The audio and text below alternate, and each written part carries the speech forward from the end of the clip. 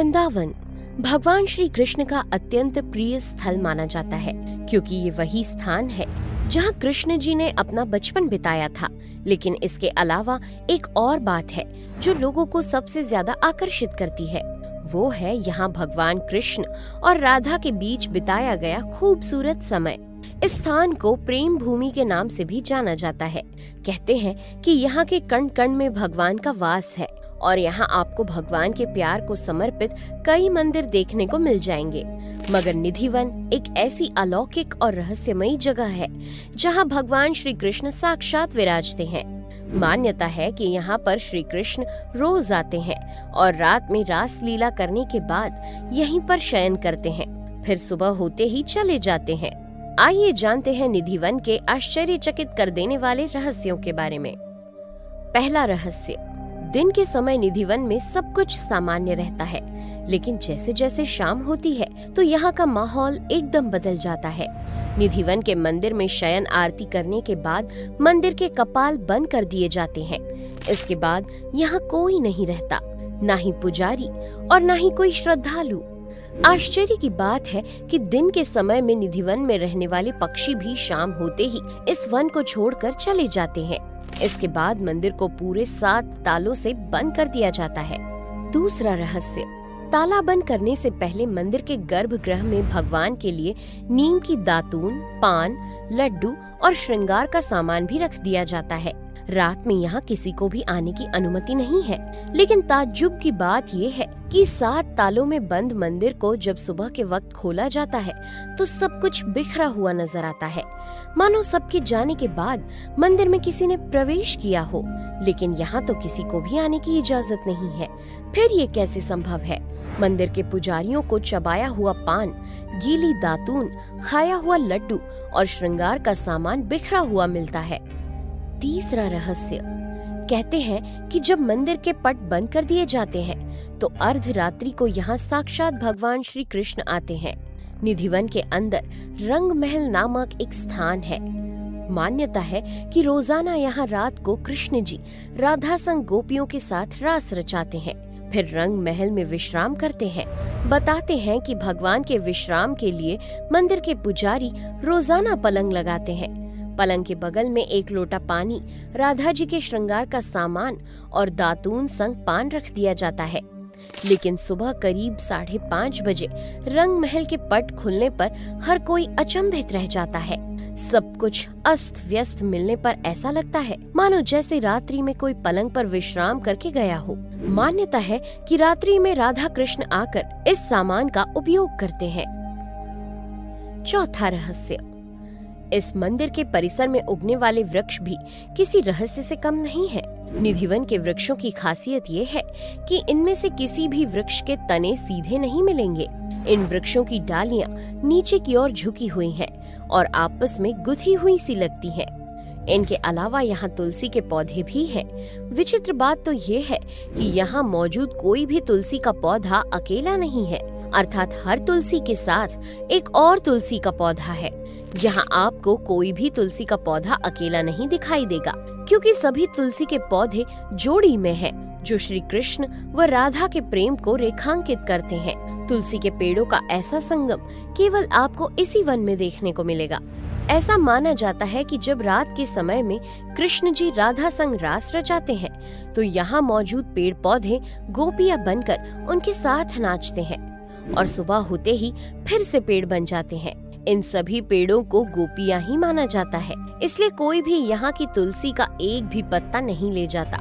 अगर कोई चोरी छिपे ये कार्य करता है तो उसे भारी नुकसान झेलना पड़ता है।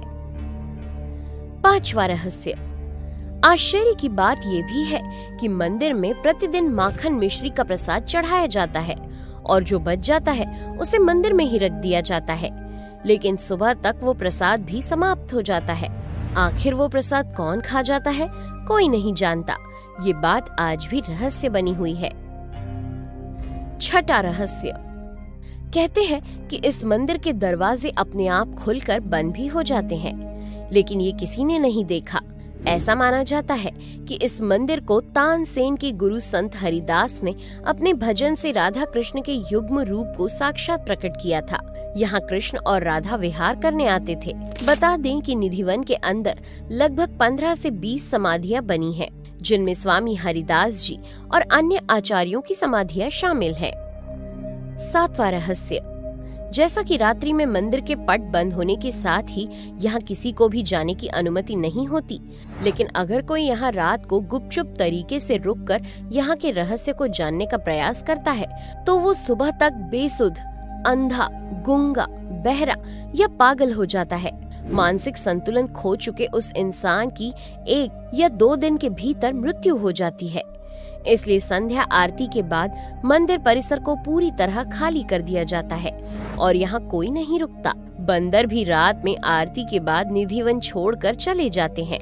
स्थानीय लोगों के अनुसार ऐसा बरसों से होता आ रहा है, जहाँ कुछ लोग इसे अंधविश्वास मानते हैं और कुछ लोग इसे श्री कृष्ण का चमत्कार।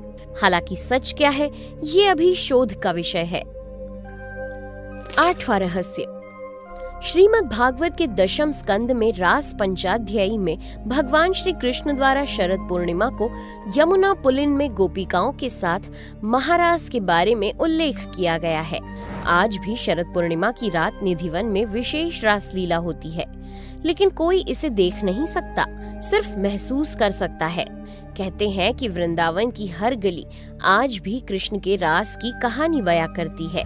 दरअसल कृष्ण द्वारा रचाया जाने वाला महारास सबसे पहले शरद पूर्णिमा की रात्रि को संपन्न हुआ, जिसका संबंध कामदेव द्वारा श्री कृष्ण को दी गई चुनौती से है। कामदेव के कहने पर श्री कृष्ण ने अपने हजारों रूप धरकर वहां मौजूद सभी गोपियों के साथ महारास रचाया, लेकिन एक क्षण के लिए भी उनके मन में वासना का प्रवेश नहीं हुआ। इस तरह भगवान श्री कृष्ण ने अपनी सभी गोपियों के साथ महारास रचाया और कामदेव से लगी शर्त भी जीत गए। बता दें कि भगवान श्री कृष्ण की सभी लीलाओं को रास के नाम से जाना जाता है, लेकिन केवल शरद पूर्णिमा की रात के नृत्य को महारास कहा गया है। 9वां रहस्य, बताते हैं कि निधिवन के आसपास मौजूद अधिकतर घरों में खिड़कियां नहीं है और जिनके घरों में है वो लोग शाम की आरती के बाद खिड़कियों को बंद कर देते हैं ताकि किसी की नजर मंदिर की दिशा में ना पड़े, अन्यथा वो अंधा हो सकता है या फिर अन्य किसी भयंकर बीमारी से पीड़ित। 10वां रहस्य, यहाँ आपको एक कुंड भी देखने को मिलेगा। एक कथा के अनुसार एक बार रास लीला करते समय राधा जी की प्रिय सखी ललिता को तेज प्यास लगी। तब उनकी प्यास बुझाने के लिए भगवान श्री कृष्ण ने अपनी बांसुरी से वहीं एक कुंड का निर्माण कर दिया, जिसे आज ललिता कुंड के नाम से जाना जाता है। आपको बता दें कि ऐसा सिर्फ निधिवन ही नहीं बल्कि थोड़ी दूर स्थित सेवा कुंज में भी होता है। यहाँ भी कृष्ण के रास रचाने की मान्यता है। इसे निकुंज वन भी कहते हैं। यहाँ राधा रानी का प्राचीन मंदिर है। कैसे पहुँचे वृंदावन? अगर आप भी इस रहस्यमय मंदिर को देखना चाहते हैं तो सबसे पहले जान लें कि वृंदावन जाने का सबसे अच्छा समय सर्दियों में यानी अक्टूबर से मार्च या मानसून का होता है। गर्मियों के दिनों यानी अप्रैल से लेकर जून के महीने तक यहाँ पर काफी गर्मी होती है। दिल्ली से रेल या सड़क मार्ग के जरिए वृंदावन बड़े आराम से पहुँचा जा सकता है।